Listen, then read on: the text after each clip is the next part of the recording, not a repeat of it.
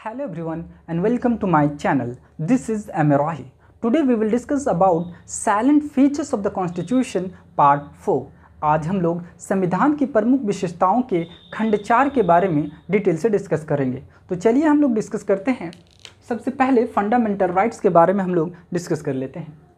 ठीक है, fundamental rights part 3 article 12 to 35 के अंदर मेंशन किया गया है। ठीक, part 3 of the constitution guarantees 6 fundamental rights. संविधान के भाग 3 6 फंडामेंटल राइट्स का क्या करता है, गारंटी देता है टू ऑल द सिटीजन्स, सारे सिटीजन के लिए। ठीक है, ओरिजिनली हमारे कॉन्स्टिट्यूशन में 7 फंडामेंटल राइट्स थे, अभी हमारे कॉन्स्टिट्यूशन में 6 फंडामेंटल राइट्स हैं। तो चलिए एक फंडामेंटल राइट्स को कब डिलीट किया गया उसके बारे में देख लेते हैं। Right to property, any article 31 was deleted from the list of fundamental rights by 44th Amendment Act of 1978। ठीक है, 44वें संविधान संशोधन अधिनियम 1978 के द्वारा राइट टू प्रॉपर्टी के अधिकार को समाप्त कर दिया गया। ठीक है, और इसे समाप्त कर इसे लीगल राइट्स बना दिया गया। ठीक है, made a legal right under article 300 capital A in part 12। ठीक है, उसके बाद हम लोग 6 फंडामेंटल राइट्स के बारे में डिस्कस कर लेते हैं।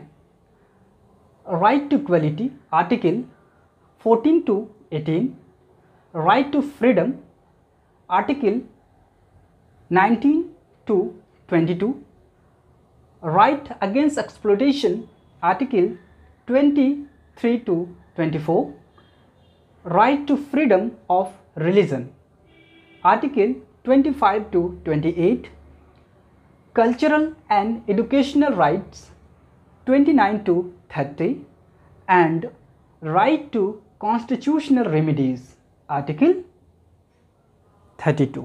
ठीक है, इसके बारे में हम लोग डिटेल से डिस्कस करेंगे जब हम लोग कॉन्स्टिट्यूशन के आर्टिकल के बारे में डिस्कस करेंगे। ठीक है, अभी हम लोग फीचर्स के बारे में पढ़ रहे हैं। उसके बाद इसमें क्या क्या फैक्ट्स हैं थोड़ा सा हम लोग डिस्कस कर लेते हैं। They operate as limitation of the executive and arbitrary laws of legislature. ठीक है, यानी ये लिमिट कर देता है। जो लेजिस्लेचर कोई कानून बनाता है, अगर मनमाने तौर पर कोई कानून बनाता है तो उसको उससे रोकता है। ठीक है, उसके बाद हम लोग नीचे देखते हैं, दे आर मतलब fundamental rights, they are justiciable in nature. ये जस्टिसेबल है नेचर। ठीक है, इन नेचर में that is they are enforceable by court. ठीक है, फॉर देयर वायलेशन। अगर इसका वायलेशन होता है तो कोर्ट के द्वारा इसको इन्फोर्सेबल किया जाता है। ठीक है, लागू किया जाता है। The aggrieved person directly go to the supreme court. अगर कोई विक्टिम है, ठीक है, तो डायरेक्ट क्या कर सकता है, अगर पीड़ित है तो डायरेक्ट वो सुप्रीम कोर्ट भी जा सकता है कि हमारे फंडामेंटल राइट्स का हनन हुआ है। ठीक है, उसके लिए सुप्रीम कोर्ट क्या करता है, कोर्ट इशू रिट्स। वो 5 प्रकार के कोर्ट जो है रिट इशू करता है। ठीक है, अगर कोई फंडामेंटल राइट्स का हनन होता है तो इसके बारे में हम लोग डिटेल से डिस्कस करेंगे। ठीक है, अभी हम लोग ब्रीफली डिस्कस कर लेते हैं। उसके बाद हम लोग देखते हैं fundamental rights are not absolute. कह रहे हैं फंडामेंटल राइट्स एब्सोल्यूट नहीं है। मतलब है कि जैसे राइट टू स्पीक है, हम लोग का बोलने का अधिकार है, तो बोलने का अधिकार है इसका मतलब ये नहीं है कि हम किसी को गाली दें, ठीक है, बुरा भला कहें, ऐसा राइट नहीं है। ठीक है, इसलिए एब्सोल्यूट यानी fundamental rights are not absolute and subjected to reasonable restriction. ठीक है, अगर आप ऐसा करते हैं तो आपको जो है किसी को गाली गलौज करते हैं या फिर कुछ ऐसा हरकत करते हैं तो आपका फंडामेंटल राइट्स को क्या कर सकते हैं, रिस्ट्रिक्शन किया जा सकता है। उसके बाद हम लोग नीचे देख लेते हैं, they are not sacrosanct. Sacrosanct, they are not sacrosanct का मतलब क्या होता है, इसका मतलब नॉट फिक्स। ठीक है, एंड कैन बी curtailed और repealed by parliament through constitutional amendment act. यानी इसे क्या कर सकता है, समाप्त भी किया जा सकता है संविधान के द्वारा। ठीक है, संविधान संशोधन अधिनियम के जरिए इसे समाप्त भी किया जा सकता है। ठीक है, they can also be suspended during the operation of a national emergency except article 20 and 21। यानी इस दो आर्टिकल को छोड़कर इसे स्थगित भी किया जा सकता है। कब? जब नेशनल इमरजेंसी यानी राष्ट्रीय आपातकाल लगा हो, उस वक्त का स्थिति हो, तब इसे समाप्त किया जा सकता है, लेकिन आर्टिकल 20 और 21 को समाप्त नहीं किया जा सकता है। ठीक है, इसके बारे में हम लोग डिस्कस करेंगे। उसके बाद हम लोग नेक्स्ट देख लेते हैं directive principle of state policy, राज्य के नीति निदेशक सिद्धांत। ठीक है, पार्ट 4 आर्टिकल 36 to 51 में मेंशन किया गया है। ठीक है, they are classified into 3 categories, इसको 3 कैटेगरी में वर्गीकृत किया गया है। पहला socialistic, Gandhian and liberal intellectual. ठीक है, उसके बाद नीचे देख लेते हैं according to doctor B.R. Ambedkar, DPSP is a noble feature of the Indian constitution. यानी हमारे संविधान का एक DPSP क्या है? अनूठी विशेषता है। ठीक है, एस्टेब्लिश वेलफेयर स्टेट, और हमारे स्टेट को गाइड करता है कि आप एक कल्याणकारी राज्य का निर्माण कीजिए। ठीक है, और ये नॉन जस्टिसेबल है। ठीक है, यानी कोर्ट के द्वारा इसे लागू नहीं किया जा सकता है। उसके बाद एक और फंडामेंटल ड्यूटीज़ को जोड़ा गया है, उसको देख लेते हैं। 86th constitutional amendment act of 2002 added 1 more fundamental duties, that is पहले 10 था और एक जोड़ा गया, कितना हो गया? 11। आज हमारे संविधान में 11 फंडामेंटल ड्यूटीज़ हैं। ठीक है, उसके बाद ये देख लेते हैं, ये भी क्या है? नॉन जस्टिसेबल है।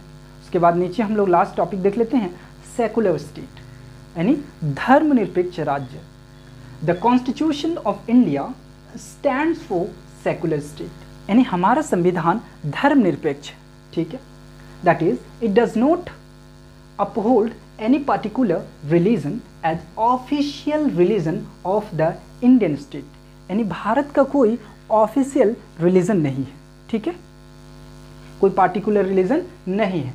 That is all religions have equal status. ठीक है, सारे को इक्वल स्टेटस है, गिविंग इक्वल रिस्पेक्ट। ठीक है, टू ऑल रिलीजन और प्रोटेक्टिंग ऑल रिलीजन इक्वली। ठीक है, सबको संरक्षण दिया जाएगा इक्वली तौर पर। ठीक है, और ये जो वर्ड है सेकुलर, इसको कब जोड़ा गया वो देख लेते हैं। Secular added 42nd constitutional amendment act of 1976, ये प्रियम्बल में जोड़ा गया है। जब हम लोग प्रियम्बल पढ़ेंगे तो इसको डिटेल से डिस्कस करेंगे। उसके बाद हम लोग हिंदी में इधर डिस्कशन कर लेते हैं। मौलिक अधिकार भाग 3 आर्टिकल 12 to 35 में मेंशन किया गया है।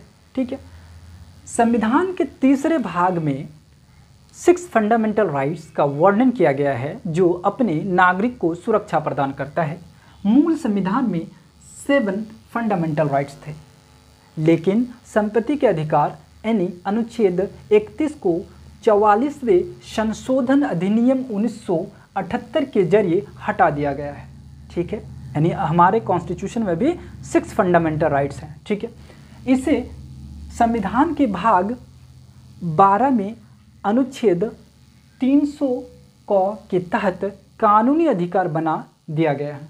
यानी अभी ये फंडामेंटल राइट्स नहीं है, क्या है? कानूनी अधिकार है। ठीक है, 6 फंडामेंटल राइट्स के बारे में हम लोग जिक्र कर लेते हैं। समानता का अधिकार आर्टिकल 14 से 18 के बीच। ठीक है, स्वतंत्रता का अधिकार 19 से 22 के भीतर में। ठीक है, उसके बाद हम लोग देख लेते हैं 3 शोषण के विरुद्ध अधिकार, आर्टिकल 23 और 24 में इसका मेंशन किया गया है। ठीक है, उसके बाद धार्मिक स्वतंत्रता का अधिकार 25 से 28 के दरमियान इसका जो है जिक्र किया गया है। सांस्कृतिक एवं शिक्षा का अधिकार आर्टिकल 29 और 30 में इसका जिक्र किया गया है। उसके बाद लास्ट है संवैधानिक उपचारों का अधिकार, आर्टिकल 32 में इसका जिक्र किया गया है। ठीक है, उसके बाद इसके कुछ फैक्ट्स हैं, उसके बारे में हम लोग डिस्कस कर लेते हैं। या कार्यपालिका और विधायिका के मनमाने कानूनों पर रोक लगाता है। ठीक है, इन्हें न्यायालय के माध्यम से लागू किया जा सकता है। हनन होने पर, यानी अगर फंडामेंटल राइट्स का हनन हो रहा है तो हनन होने पर व्यक्ति सीधे सुप्रीम कोर्ट तक जा सकता है। ठीक है, उसके बाद नीचे देख लेते हैं फंडामेंटल राइट्स कुछ सीमाओं के दायरे में आते हैं, पर ये अपरिवर्तनीय नहीं है। ठीक है, संसद इन्हें संविधान संशोधन अधिनियम के माध्यम से समाप्त भी कर सकती है। ठीक है, उसके बाद देख लेते हैं अनुच्छेद 20 और 21 को छोड़कर सभी अधिकारों को राष्ट्रीय आपातकाल के दौरान इन्हें स्थगित किया जा सकता है। ठीक है, यानी आर्टिकल 20 और 21 को छोड़कर सभी फंडामेंटल राइट्स को स्थगित किया जा सकता है। ठीक, अब आते हैं हम लोग नेक्स्ट राज्य के नीति निर्देशक सिद्धांत भाग 4 आर्टिकल 36 से 51 के बीच। ठीक है, इन्हें 3 वर्गों में विभाजित किया जा सकता है, सामाजिक, दूसरा गांधीवादी, तीसरा उदार बौद्धिक। ठीक है, डॉक्टर बी आर अम्बेडकर के अनुसार डीपीएसपी भारतीय संविधान की अनूठी विशेषता है। ठीक है, उसके बाद नीचे देखते हैं इनका उद्देश्य भारत में एक कल्याणकारी राज्य की स्थापना करना है। ठीक है, इन्हें कानूनी रूप से लागू नहीं किया जा सकता है। ठीक है, उसके बाद हम लोग नेक्स्ट डिस्कस कर लेते हैं मौलिक कर्तव्य भाग 4A आर्टिकल 51 कैपिटल ए में इसका जिक्र किया गया है। इसमें सिर्फ एक ही आर्टिकल। ठीक है, मूल संविधान में फंडामेंटल ड्यूटीज़ का उल्लेख नहीं है। इन्हें स्वर्ण सिंह समिति की सिफारिश पर 1976 के 42वें संविधान संशोधन के माध्यम से आंतरिक आपातकाल के दौरान शामिल किया गया था। ठीक है, नेक्स्ट देख लेते हैं 46वें संविधान संशोधन 2002 के द्वारा एक और फंडामेंटल ड्यूटी को जोड़ा गया। देखिए पहले 10 था, अभी एक और जोड़ा गया, कितना हो गया 11। ये क्या है, नॉन जस्टिसेबल है। अब लास्ट में हम लोग डिस्कस कर लेते हैं धर्मनिरपेक्ष राज्य। भारत का संविधान धर्मनिरपेक्ष है, किसी भी धर्म विशेष को भारत के धर्म के तौर पर मान्यता नहीं देता, सभी धर्म को बराबर रक्षा और आदर देता है।